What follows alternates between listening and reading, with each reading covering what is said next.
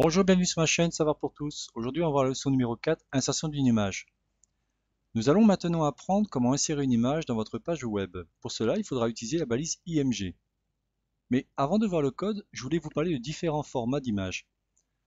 Donc là aussi, je vais vous parler de différents formats d'images, en l'occurrence que 3, sachant que dans une prochaine formation, un prochain thème, on va dire, où je parlerai de GIMP, j'expliquerai plus en profondeur tous les types, tous les formats d'images qui existent. Croyez-moi, il n'en existe pas que 3. Mais revenons dans notre cas au niveau du HTML. Donc nous avons le format d'image JPEG, très souvent utilisé lorsqu'on veut montrer une photo ou un paysage. Ensuite, ce qui est intéressant, c'est que sa taille, c'est-à-dire son poids, est assez léger, donc c'est assez intéressant. Vous avez après le PNG, utilisé pour les logos ou illustrations, ou tout simplement une image ayant une transparence. Par exemple, le logo mignon est un format PNG. Et ensuite, vous avez ce qu'on appelle le GIF, donc utilisé souvent pour les animations d'images. Vous savez, on appelle ça le GIF animé. Alors là, pour être franc avec vous, plus ça va, moins on en voit, hein, parce qu'on a trouvé des alternatives différentes. En l'occurrence, enfin, c'est plus trop à la mode le GIF animé.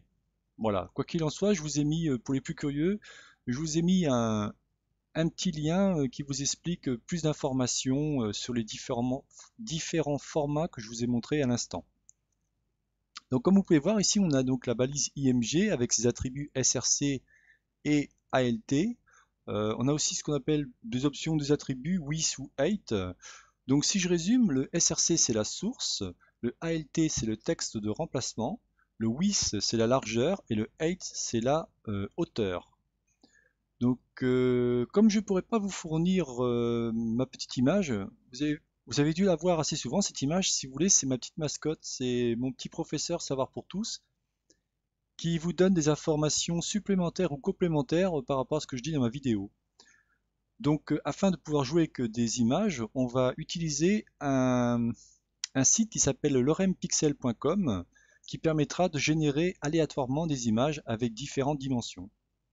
Voilà, bah écoutez, sans plus attendre, on va aller dans le code, enfin l'éditeur web. Nous voilà de nouveau dans l'éditeur web.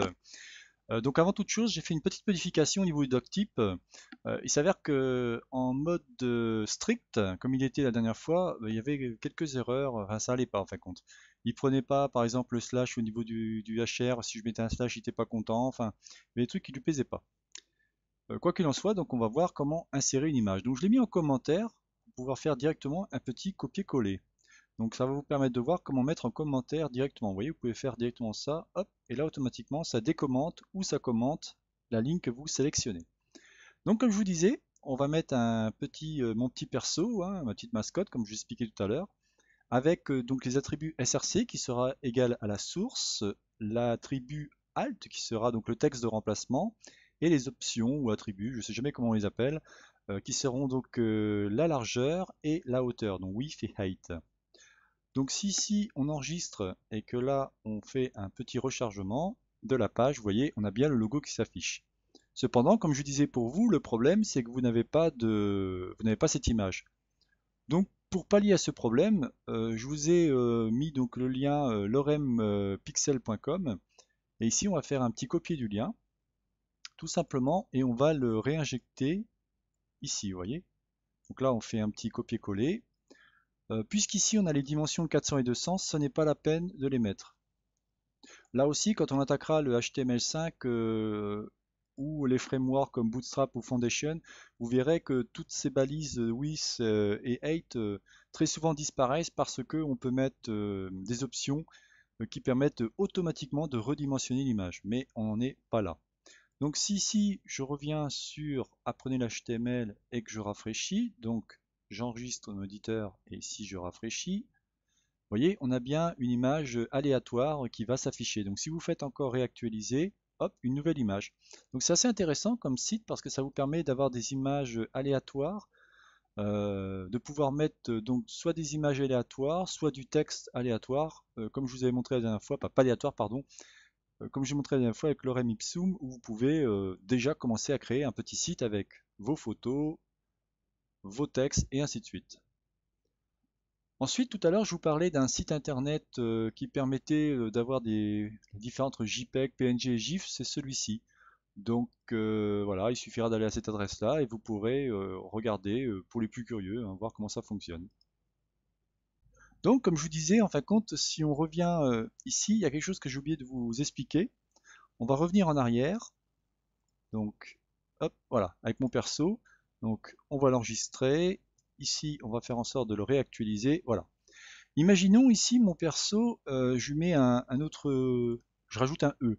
Donc là, vous avez bien compris que le but, c'est de viser, en fin de compte, l'image où elle se trouve. C'est la source, hein. C'est comme vous faites File pour aller chercher votre image. Si on regarde bien, si vous voulez, on va revenir donc ici. Vous avez bien le toto.html et au même endroit, vous avez votre image.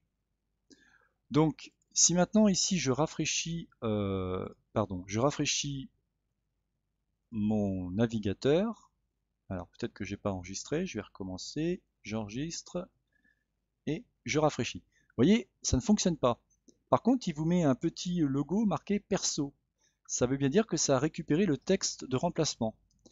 Euh, Pourquoi mettre encore cette balise ALT? Elle est très très importante. Parce que dans le cas des liseuses, donc c'est un petit appareil qui vous permet de lire que du texte, eh bien celui-ci vous dira, vous pourrez marquer par exemple personnage créé ou personnage ou professeur savoir pour tous, je ne sais pas ce que vous voulez mettre dessus, mais très souvent les gens ont des informations, ils n'ont pas l'image, soit, mais au moins ils ont des informations. Donc on va faire en sorte de le remettre comme il était, donc j'enlève ici, je sauvegarde et je rafraîchis, et voilà. Voilà, bon bah écoutez, cette vidéo est terminée. Donc c'était Savoir pour tous réalisé par Jean-Michel. La prochaine leçon portera sur la liste à puces. Donc c'est la liste à puces, la liste numérotée ou la liste définition. Donc ça sera la leçon numéro 5. Je vous souhaite une bonne journée, je vous dis à la prochaine. Bye bye.